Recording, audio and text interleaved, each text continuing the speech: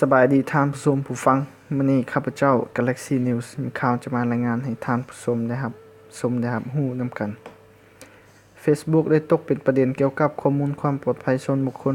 หลังจากมีคนพบว่าพนักงานของ Facebook ประมาณ 20,000 คนสามารถเข้าถึงข้อมูลพาสเวิร์ดของผู้ใช้ประมาณ600ล้านคนได้อย่างง่ายดายและเกิดขึ้นมาได้7ปีแล้วสำนักงานวิจัยความปลอดภัยไซเบอร์ Brian Krebs เปิดเผยข่าวหลังตรวจพบว่ารหัสผ่านของผู้ใช้งาน Facebook อย่างน้อย200ล้านคนและอ่านหลายถึง600ล้านคนถูกจัดเก็บอยู่ระบบภายในของบริษัท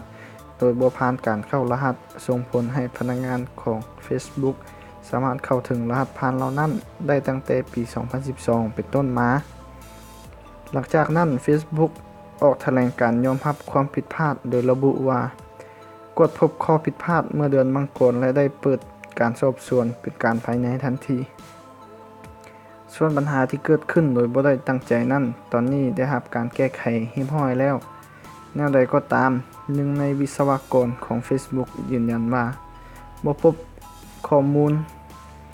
ผู้ที่นำข้อผิดพลาดไปใช้ในทางที่บ่ดีรวมถึงบุคคลภายนอกหลังจากนี้ Facebook จะรีบแจ้งผู้ใช้ที่ได้รับผลกระทบรับทราบซึ่งส่วนใหญ่เป็นผู้ที่ใช้แอปพลิเคชัน Facebook Lite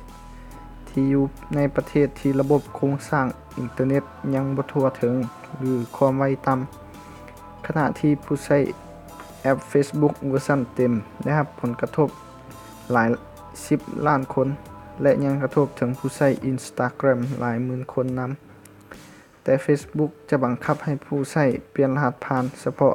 ที่ตรวจพบการละเมิดข้อมูลล็อกอินของผู้ใช้เท่านั้น